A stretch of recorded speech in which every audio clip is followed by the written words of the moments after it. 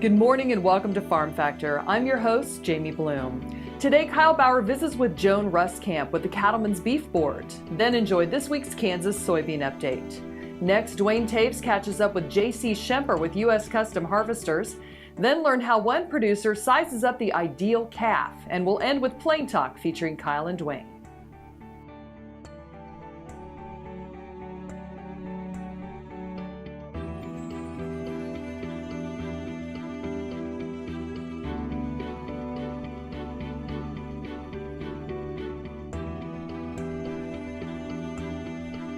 Closed captioning brought to you by Ag Promo Source. Together we grow. Learn more at agpromosource.com. This segment brought to you by Kansas Grain Sorghum. Growers working together. Find out more at kansasgrainsorghum.org. Welcome to Farm Factor. Up first today, Kyle and Joan Ruskamp discuss two of the Cattlemen's Beef Board campaigns, the Food Waste Challenge and Families in Motion. Hi, this is Kyle Bauer. I have the opportunity to visit with Joan Ruskamp. She's a beef producer from Nebraska, but also works with the Cattlemen's Beef Board. Tell us about your history and what you do with the Cattlemen's Beef Board. Sure. Okay, so I'm a cattle feeder from Nebraska. My husband and I have a feedlot, and we grow corn, soybeans, and alfalfa. Have 5 children that are grown and 3 grandchildren. I'm also serving as the current Secretary-Treasurer of the Cattlemen's Beef Board.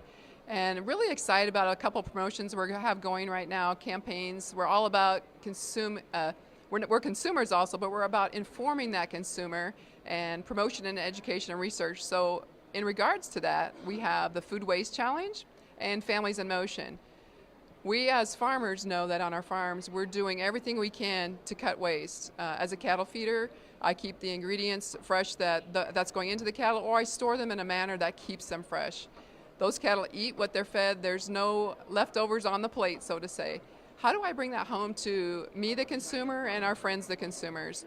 We have a 30-day challenge that we encourage people to sign up for that has a tip every single day you receive in your email, and it gives you ways on cutting food waste. In America, we waste about 40% of our food. That's a lot of food. That's a lot of resources that we're wasting. And so what can we do? Well, we can save $2,500 a year by cutting some of that waste. So if it's not enough to think about the resources we're wasting, how about the fact that it's $2,500 more in your pocket? When you buy beef in the grocery store, it's single wrapped. One tip is when you bring it home, if you're going to throw it in the freezer, wrap it again. Put another layer of aluminum foil or saran wrap or butcher paper, wrap it tight, and then put it in the freezer, and then you won't have that freezer burn or what people sometimes see when they leave it in there. When you store things in a refrigerator, store those perishable items where you can see them and use them up before they would get to the point where you don't want to use them. How about recipes? The Beef It's What's for Dinner website has recipes. Maybe you had a roast beef for supper. What can you do in the morning? Maybe you can have a beef breakfast burrito or beef tacos.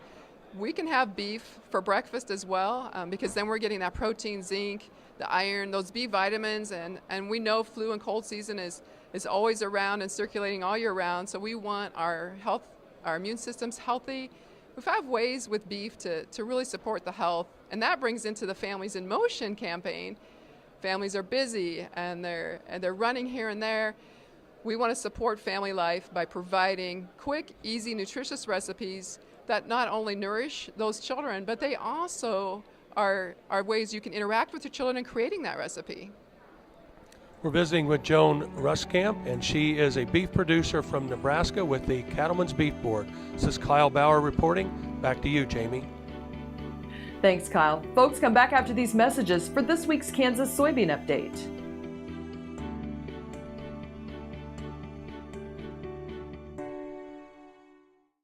KFRM is one of the largest farm radio stations in the nation, dedicated to informing and entertaining rural listeners from northern Oklahoma to southwestern Nebraska.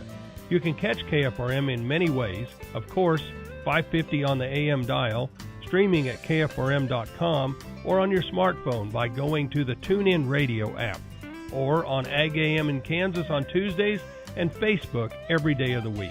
KFRM, tune us in. You'll be glad you did. Ag Promo Source is a unique group of marketing specialists with one mission: help your ag business grow. Each affiliate has their own area of expertise, and they work together to bring you advice, products, and services. To get started, visit agpromosource.com. Ag Promo Source. Together we grow.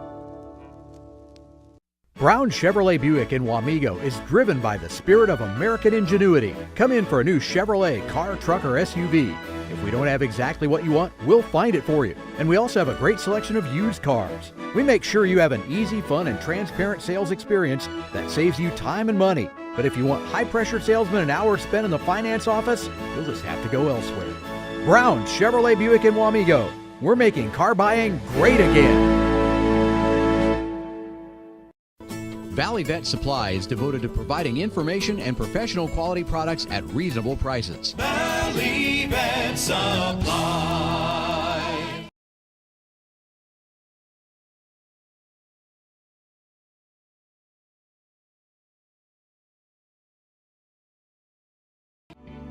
This segment is brought to you by the Kansas Soybean Commission. The Soybean Checkoff.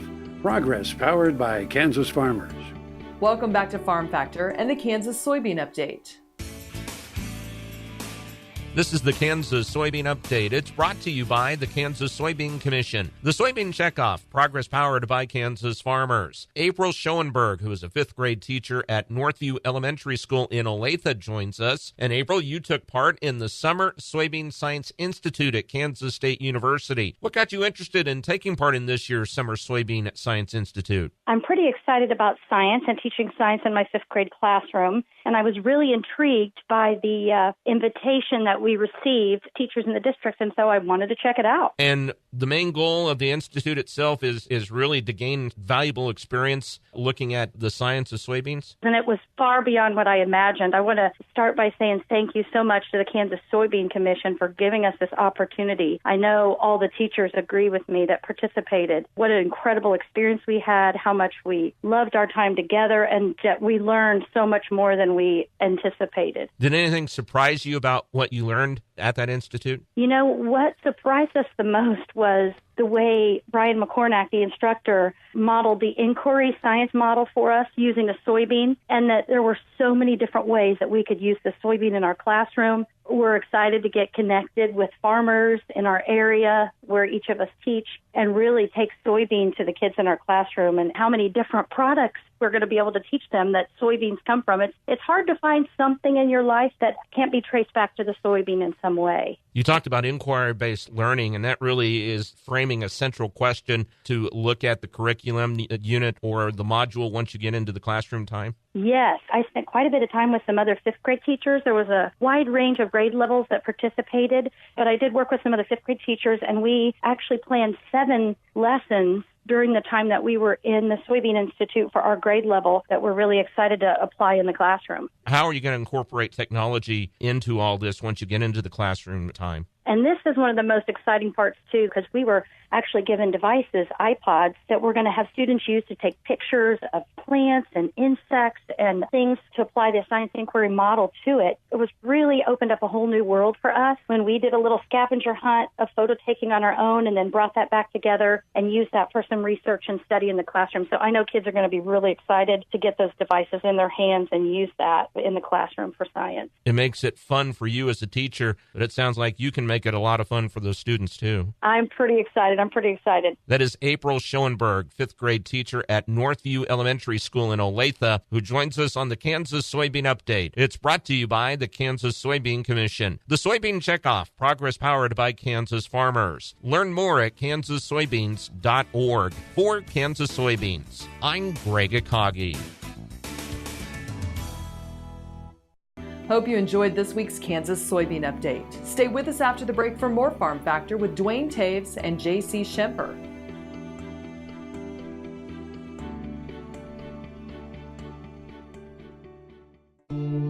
I will take action against herbicide-resistant weeds. I will know my weeds, and I will stop them before they go to seed. I will do whatever it takes to give my crops the upper hand, and I will use multiple herbicide sites of action because every action counts. I will take action This time, for all time.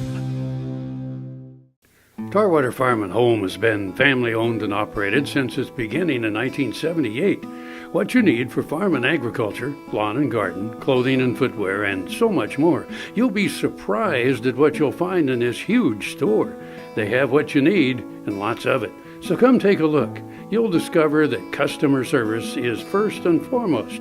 Always has been with the Tarwaters. Tarwater Farm and Home, 4107 North Topeka Boulevard. Hello friends, I'm Ernie Rodina. And I'm Dawn Dawson with the Better Horses Radio Show. For over 9 years, we've been bringing the Better Horses Radio Show to markets all across the Midwest. We talk about God, lots about horses. We talk about cows, we talk about horse health, we talk to top trainers, and we even talk about Roy Rogers. We're having a blast with Better Horses Radio Show and would love to take it to a market near you. So visit our website at betterhorsesradio.com and let us or your local radio station know you'd like to hear it in your area. The Better Horses Radio Show is unbelievable. This segment brought to you by Sure Crop, liquid crop nutrition delivered right to your farm. We're back. Now Duane and JC Schemper talk about U.S. Custom Harvesters, a group that represents cutting crews on a national level. Duane Toews joining you once again here on Ag AM in Kansas, and a chance to catch up with the U.S. Custom Harvesters. JC Schemper joins us with the update here on Ag AM. And JC, tell us a little bit about U.S. Custom Harvesters and what they try to accomplish. We come here just to represent our organization, and I guess we serve as a link between, farmers and custom harvesters, and we serve, kind of get that lined up between the two and government, and try to maybe even see if we can find some people here to help us on our crews this year. We think about the custom harvesting industry, extremely important, particularly in the Central Plains, not nearly as much in the fall crop side, but wheat harvest time through northern Oklahoma, through central and northern Kansas, a pretty big important part of the agricultural industry. That's true. My personal business starts, around Vernon, Texas, and we work our way all the way up to Montana. So a lot of the crews are up and down the road through there and through the wheat belt of the Central Plains. So yeah, it's a very important part of the way to get the harvesting done. We think about U.S. Custom Harvesters, and you referenced some of the regulations and things. There are a lot of things that Custom Harvesters deal with. Explain a few of those and what it means to work with the federal government on some of that. Well, one thing we got accomplished in the last year is the 81.5 feet of just trailer length, so you can go on ahead and haul that combine with the header behind it legally. And we got that solved in every state through the Midwest here. So right now we're working on 1,000 gallons of fuel, being able to haul that tank without having to have a CDL driver with a hazmat endorsement with placards on that tank. We got that accomplished federally. We're trying to get that done stately. So Kansas has already adopted it. Nebraska's hearing with the 28th. I didn't hear how that went. They should have got that done. Texas is probably got theirs done by now. So we're getting that done in every state so we can all be able to haul our 1,000-gallon fuel tanks legally. We think about those things kind of on the production side of the business, the labor side as well. A number of custom crews that utilize labor from outside the U.S. That's correct. H-2A program has been a big program for the custom harvesters, and we're thinking the Trump administration will keep on board with what we've had, and there won't be too many changes. So I'm going to say 80 to 90% of the crews out here on the road are hiring H-2A, so it's very vital to our livelihood to get labor in here. So it's something that's on the back of our minds at all times. We think about that H-2A program. There are some very strict guidelines. It's not like you bring those individuals in and mistreat them and just milk them for labor. The government has specific requirements to make sure that those individuals are treated fairly as well. That's correct. The H-2A program, it's not a cheap program by any means. It's an easier way to find labor, but it's a lot more to it with rules and regulations. I personally hire all American people because there's enough farm kids out here, I think, that would still want to do this, and I can still able to find those in different ways. But the H-2A program is not because we don't pay enough or not good to our employees. It's just an easier way to get employees. Our thanks to JC Schemper joining us on Ag AM in Kansas, talking about U.S. Custom Harvesters and how they work with custom cutting crews to represent them on a national basis. Jamie, we'll send it back to you. Thanks, Duane. Come back after the break and see how one producer judges the ideal calf size.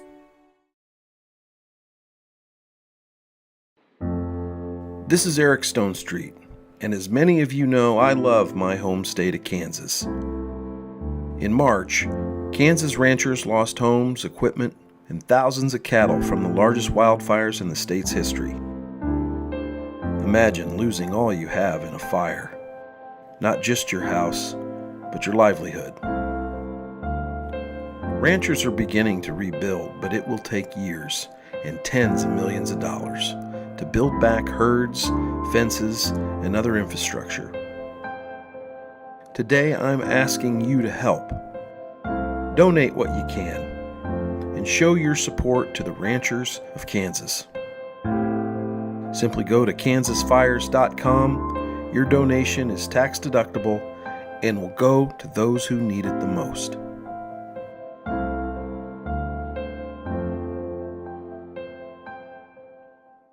As fourth-generation farmers themselves, Heinen Brothers Ag Service understands the risk and rewards of farming. So when it comes to quality aerial and ground application, fertilizer, ag chemicals, and anhydrous ammonia, call Heinen Brothers Ag today, 800-760-4964.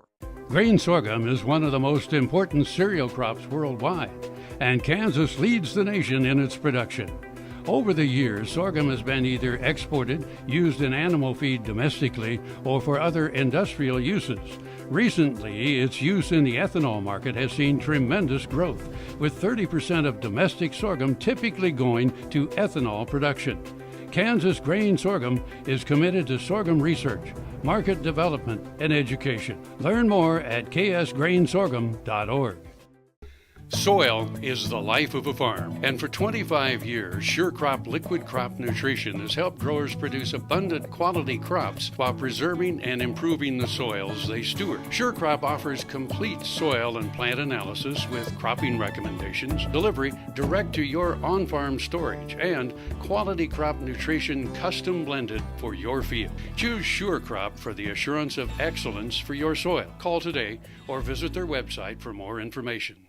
This segment brought to you by Kansas Farm Bureau, the voice of agriculture. To join today or more information, go to kfb.org or find us on Facebook and Twitter. Welcome back to Farm Factor and some thoughts about the ideal calf size. The problem with bigger cows is they are bigger cows. Annual costs encourage producers to reduce calving problems, not by making cows even bigger, but by selection for calving ease and lower birth weights. There's a few different causes of calving difficulty. Either the calf's too big or cow's too small, or the presentation or shape of the calf can be an issue. But really the way we've addressed that primarily as an industry is for selecting for lower birth weights. We do now have calving ease as an EPD, and we can select for that as well. But after decades of selection, some are wondering, has the industry gone too far? You can lose the calf, you can lose the cow, and if a cow has trouble calving, she doesn't rebreed as fast. So we know that that costs the industry money. But we may not be totally sure what it's costing us if we get them too small. But I think we're there in some places and some herds, especially generation after generation after generation of calving ease and low birth weight genetics, we maybe have, pushed the limit. Factors like fall calving versus spring or cold weather versus warm and breed makeup will influence the ideal weight. There are still herds and operations. If you are still losing calves because of calving difficulty and you're pulling half your calves and your average birth weight is well above the industry average, you need to buy a calving ease bull. But if you haven't pulled a calf in a couple years and you have a bunch of little calves that aren't getting up and aren't nursing and you're having some death loss on the little ones, it might be time to think about not putting so much downward pressure on that. University of Illinois Angus steers showed a linear decrease in pre-weaning death loss as birth weights increased, but the effects could include lifelong performance and even final carcass quality. We know that early in life is really important for setting the intramuscular fat cells, and so I think that if there is a stress, that's well documented, cattle that aren't healthy as calves, have poor marbling, and it could be related to this calf birth weight and gestation length. I think it's possible that there may be an extreme there where, yes, not only do we affect their growth, but ultimately we've maybe hindered their actual potential to reach their true genetic merit for marbling and for quality as well. More research is needed to help uncover these relationships, Scheich says. I'm Clint Mefford. We'll be back right after the break with this week's Plain Talk. Kansas Farm Bureau, the voice of agriculture, represents grassroots agriculture. The state's largest and most powerful farm organization stands up for its members through leadership development, agriculture education, legal defense, environmental advocacy, farm safety, and risk management. Members also enjoy money-saving benefits. To join our organization today or to learn more, go to www.kfb.org or find us on Facebook and Twitter. I'm Rexanne Struve, veterinarian in Western Iowa. I have a veterinary clinic and started doing stem cell therapy on dogs in August of 2014. And after the first 2 dogs, after 3 weeks, I saw such dramatic results. I said, hey, I have arthritis. I have joints that really need this help. Where can I go to get this done? I had stem cell therapy done in November of 2014 on my finger joints, my hip, and the ball of my left foot, all of which I'd had real severe problems with. Saw a pretty dramatic improvement in a short amount of time. I would certainly recommend that somebody don't wait until I'm in the position that I was in with the damage already done to my joints. I encourage veterinarians to use it for their animals, and I encourage anybody who sees this video, if you have need, get in contact with these people because this is a phenomenal place to have this done. This segment brought to you by Kansas Corn. Learn more at kscorn.com. Welcome back. Now let's see what Kyle and Duane are up to on Plain Talk. Hi, this is Kyle Bauer with Plain Talk with the distracted Duane Toews. Well, I was making sure my counter was running. Oh, you always got to have a counter. Sometimes because we get paid by the word. Get a little bit long-winded. Exactly. They can't afford to pay the bill. Exactly. Your fact or fiction question of the day, Kyle Bauer. In baseball, home plate got its name because of its pentagonal shape that looks like a house. Fact or fiction? Well, you know what? You'd think we would have heard that before, and I have not, but that seems more than logical. I'll go with true. It's false. Oh, there you go. The 5-sided shape of home plate was not the game's standard shape until over 55 years after it was first referred to as home plate. So there's no place like home. There you go, especially if you're trying to run up runs. Yeah. Did you know Duane Toews? I know a lot of things. Yes, but I don't seem to know any of them with their fact or fiction. Yeah. Did you know the saying, God willing and the creek don't rise? Oh. Do you know where that came from? No, but I've used that before. Right, exactly. Yeah, you ever lived anywhere that if the creek rose, you couldn't go home or leave? Yeah. I did too. Yeah. I did too. If it got high enough, you weren't going in or out. Without a boat. In fact, one time I left early with a truck to go to Emporia to take beans, and then I was supposed to meet my wife back in Abilene. Yeah. I called her when I left Emporia. This was before the days of cell phones, and I said, I'm leaving Emporia now, so, about an hour if you can pick me up in Abilene. And she said, well, if I can get out, the water's pretty high. And it's like, really? I had just left there like 3 hours before that. Sure. And it was raining. Yeah. But there wasn't any question. And I was like, okay, come on, Flatland girl. Come on. Suck it up. You can do it. Well, sure enough, she came and she wasn't very happy about it. And she got there. As we got home. But did you get home? Like, yeah, but it was like, wow, this water's pretty high. As it was seeping in the door. No, it wasn't quite, but still, yeah, I was kind of chastised for that one. Back to the creek. Yes. Okay, it was written by Benjamin Hawkins in the late 18th century. He was a politician and an Indian diplomat. A little hint there. While in the South, Hawkins was requested by the President of the United States to return to Washington. And in his response, he said, God willing, and the creek don't rise. A creek, of course, was the name of a Indian tribe. Oh. And it was capitalized. And so, therefore, it's capitalized. What he meant was, an Indian uprising. If there isn't an Indian uprising, I'll be there. Okay. So the creek don't rise is about an Indian uprising and has nothing to do with your water level. With the water in the stream. Right. Thanks for joining us. I'm your host, Jamie Bloom, and I hope you enjoyed today's show. See you next week on Farm Factor. We're here every Tuesday on Ag AM in Kansas. Closed captioning brought to you by Ag Promo Source. Together we grow. Learn more at agpromosource.com.